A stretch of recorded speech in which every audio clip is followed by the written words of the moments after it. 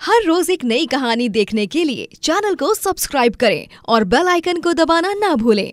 रुचिता और उर्वशी दोनों सगी बहनें होती हैं। उर्वशी रुचिता से उम्र में छोटी होती है।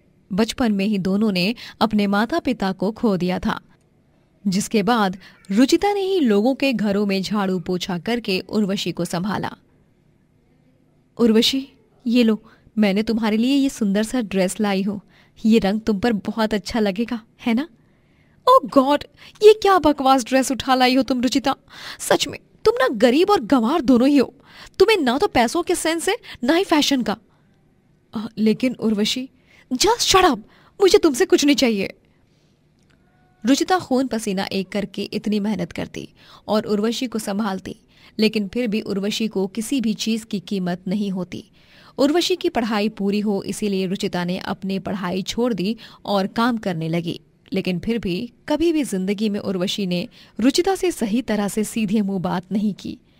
उर्वशी को सब कुछ हाई क्लास ही चाहिए होता है।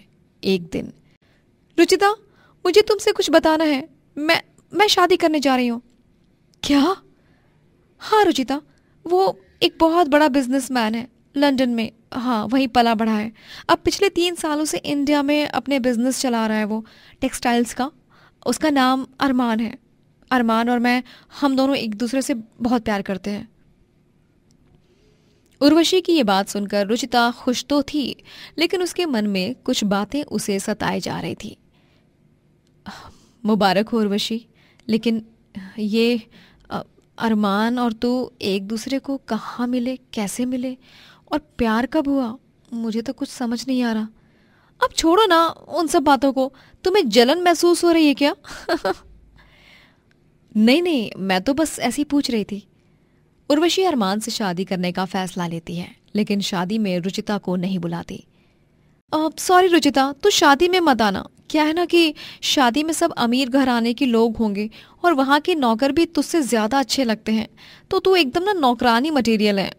इसीलिए मैं तुझे शादी में अपनी बहन बोलकर शादी के पहले ही अपनी नाक नहीं कटवाना चाहती। ठीक है उर्वशी।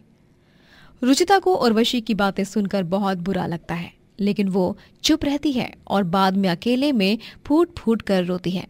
उर्वशी अरमान के साथ शादी कर लेती है और शादी के बाद अपनी बहन रुचिता को पूरी तरह भूल जाती है।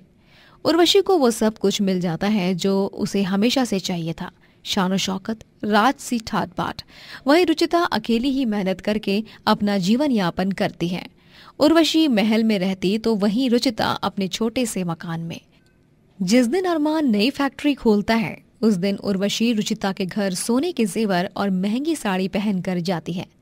रुचिता, ये ले, मुंह मीठा कर। अब तक की सबसे बड़ी फैक्ट्री लॉन्च की है मेरे पति ने।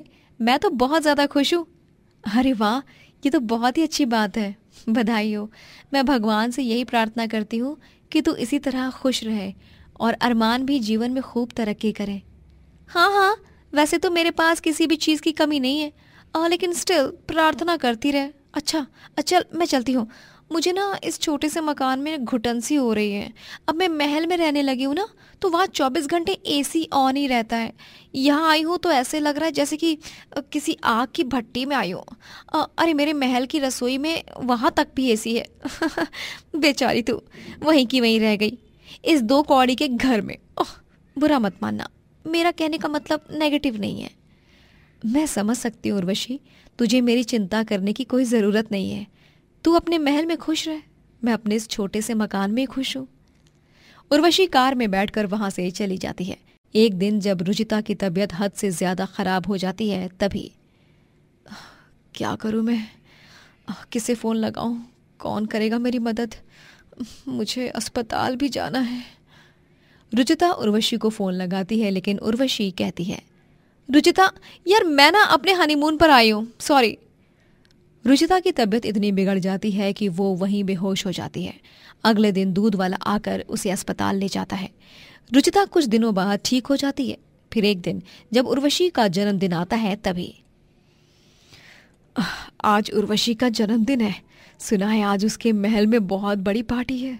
बाकी दिनों पर उर्वशी कुछ भी कहे, लेकिन आज के दिन तो वो मुझे वहां आने से रोक नहीं सकती। आज मेरी उर्वशी का जन्मदिन है। मेरी छुटकी बहन, उसकी पसंद के सारे व्यंजन बनाकर ले जाऊंगी उसके लिए मैं आज, और 2 बड़े डब्बे तो घी वाले मोतीचूर के लड्डू ये तो पक्का ले जाऊंगी। बड़ी खुशी और प्यार से रुचिता उर्वशी के लिए सब कुछ ले जाती है, लेकिन पार्टी में सबके सामने रुचिता को देख उर्वशी को बहुत शर्मिंदगी महसूस होती है। ये ले मेरी छुटकी बहन, ये तेरी मनपसंद के सारे व्यंजन हैं, देसी घी में बनाए हुए मोतीचूर के लड्डू भी हैं। जन्मदिन मुबारक हो बहना। उर्वशी, ये गरीब औरत कौन है? ये तुम्हारी बहन है?